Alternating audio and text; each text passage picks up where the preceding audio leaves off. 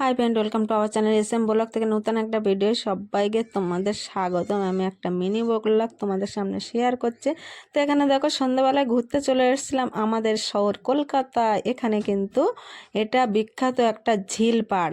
ঝিল পাড়ে কি সুন্দর ডিজাইনটা করা। এখানে হাওড়ার ব্রিজ থেকে শুরু করে এখানে মা দুর্গাকে পালকির মতো করে নিয়ে যাচ্ছে, আর কি সুন্দর দেখাচ্ছে। এখানে কিন্তু বড় বড় সেলিব্রিটিরা আসে এখানে শুটিং করতে বা সেলফি তুলতে, বা এখানে সিরিয়ালের যত নায়ক নায়িকা এখানে কিন্তু শুটিংটা অনেকটাই হয়, সেটা অনেকে দেখলেই বুঝতে পারবে।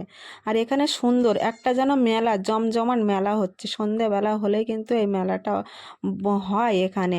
আর কি সুন্দর হাওয়া, আর এদিকে দেখো হাই রোড গাড়িগুলো যাচ্ছে। আর তাই আমি তোমাদের সঙ্গে একটু শেয়ার করে নিলাম। আমি একটু সেলফি তুলছিলাম, ভিডিও করছিলাম, সবাই একটু আমার দিকে একটু তাকাচ্ছিল। কিন্তু কি বলতো, এখানে অতটা কেউ কিছু মনে করে না।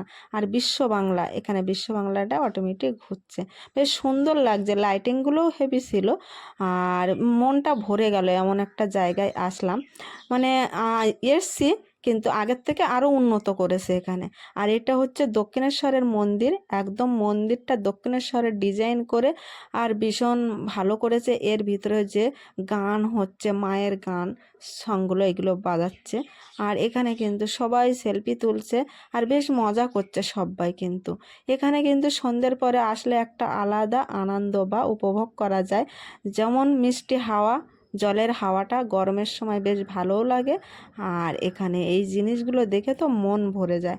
অরিজিনাল মনে হচ্ছে যেন দক্ষিণেশ্বরের মন্দির আমরা দেখতে পাচ্ছি। আর এখানে ঘোড়ার গাড়ি করা, বেশ সুন্দর লাগছে। তারপরে একদম আমরা কিন্তু আর বাইরে খেলাম না, যেহেতু দুপুরে বিরিয়ানি খাওয়া হয়েছে, ওই জন্য কিন্তু থামস আপ নেওয়া হয়েছে।